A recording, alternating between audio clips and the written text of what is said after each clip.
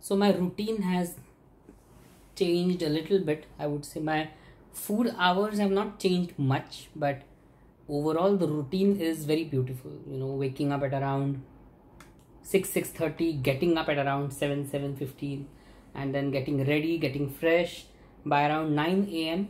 Until then, of course, I try to merge the videos or copy the videos or photos or upload them, back them up. And by 9 a.m. I go down for the breakfast and then come back up and then wait until 11 a.m. because that is the time that I utilize to make videos, maybe merge the videos and everything. And then around 11 a.m. if required, I again get fresh and then head to my destination of the day. And the destination also occurs to me by then itself. It is not a fixed or a planned thing as such. So the moment I come across something by 11 a.m. while making videos, I decide to go there that day. And I take the free shuttle. That is a boon by this hotel. They provide you free shuttle from the hotel to the nearest BTS stop, which is BTS Nana. And that really saves half a kilometer of walking because this hotel is deep down in the alley. And all hotels in this alley, in this soil, basically provide free shuttles. So you'll see many beautiful, colorful free shuttles going to and fro for as many number of times as you want. But I've been trying to be a bit scrupulous about that, and I take it only once in a day. So far so good. I've not really required to take it twice, and I hope and I believe that that's how I would like to keep it only. I don't really want to overuse that facility. Then I kind of have my lunch by 12:30 depending on where I am. If it goes beyond 1 p.m. then I really get very hungry, and you know, I really need food. So everyone needs food, of course, no doubt about that. But I mean, I'm an eater, so you know, I have to get something by 1:30. By 2 p.m. I'm like, I start getting dull if I don't get food. But of course, this is another country, another city, and vegetarian options for boring people like me are scarcely available. But they are available, of course, you have to find that. But I have recently, it's a shame that only in this trip I've been able to find a couple of vegetarian places. This is my 5th trip, but I have never really discovered all these vegetarian options that were always there in the past as well. But better late than never, isn't it? I at least know that there are vegetarian food stalls around, and it is nice to be able to eat at them. McD, I have checked with at least 4 or 5 McDs in Bangkok. They do not have a vegetarian burger at all, and that's a very unfortunate thing, I would say. But Burger King, at least 2 branches of Burger King have vegetarian burgers. So that's another good thing, because you know, you like burger, I like burgers, and if you like burgers, it's nice to eat burgers, vegetarian burgers somewhere else like this place as well. And so that becomes a meal, sometimes a lunch. Today's lunch was the Burger King's burger itself, vegetarian burger. It was fun. Then I've stopped sleeping or taking my little power naps in the afternoon, of course, because I'm traveling. But usually when I'm at home, I at least end up in sleeping for say 10-15 minutes in the afternoon. That has somehow stopped, and it's a good thing. That's also a good thing, but this is also a good thing. I can't sleep anywhere here, isn't it, while I am going out for my shopping or sightseeing or whatever it is. So I don't have tea at 4 p.m. as well. That is another change that has happened. So 4 p.m. tea is a must at home, but here it's been 4-5 days, I think, I've not had tea at 4 p.m. at all. So that's another thing that changed, and it doesn't really cause me any side effects. There is no withdrawal symptom, because you know, I'm busy having fun. I have fruit juices as well instead. So it's nice to do something differently. Having tea is not wrong, but doing something different is also nice. So it's always flexible. This is what life is. Life is about flexibility, and that is the beauty of it.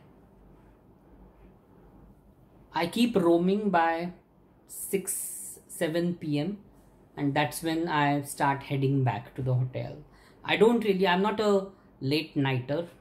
I'm not an owl, or I'm not a nocturnal creature. I start coming back to the hotel by say 7 p.m., 7:30, and then I reach here by around 8. After all the walking and then SkyTrain and heavily crowded. I mean, at that time, the SkyTrains are heavily crowded, extremely crowded. So that is, a bit daunting at times. But of course, I know that people here are good, and they are pretty cooperative to visitors and foreigners.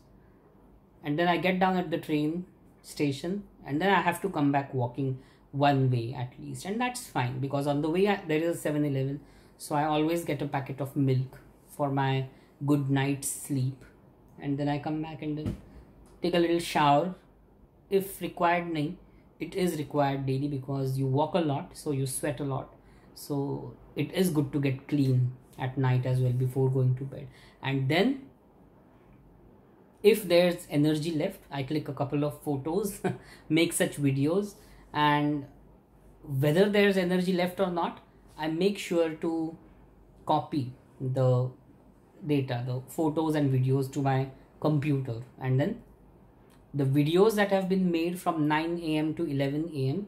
after my breakfast and 11 a.m. I upload them on YouTube at around 10 p.m. So this is my routine for this trip, and today was the 4th day, and it was a nice day. I ate a burger, that was a good thing. I went to the Platinum Fashion Mall, that was another good thing, because that is my most favorite mall ever. There is one very rude lady in that one shop, extremely rude. She's bitter. I mean, there's nothing in the world more bitter than her. I shouldn't be saying this, but that's the truth. I mean, there was a person who I used to call the most bitter person on this planet, but then I was wrong. There is another bitter person, and that is that lady. So, I was asking her something. There was a vest. So I said, how much for this? So she didn't even look at me, and she was like, 200 baht. I said, yeah, for the third one. So she was like, 200 baht. She was a bit angry, annoyed. And then I said, can you show it to me, please? So she said, it's there. It's displayed there. See. So I was like, no, but these are t-shirts. And she angrily came and kind of took out the vest, and she was like, see, this is what it is, what you don't understand as well. I mean, she didn't speak a long sentence, but she was visibly annoyed and irritated a lot. So I just looked at the vests and I said, sorry to disturb you. And then I went away from there. It's not a past karmic account. Prove it to me. You can't. So I don't believe in past karmic accounts. That is not how the law of karma works, period. She is an irritated person, isn't it? She is an annoyed person. She is fed up of life. She is frustrated about life. So I am not. So I just said, sorry for disturbing you.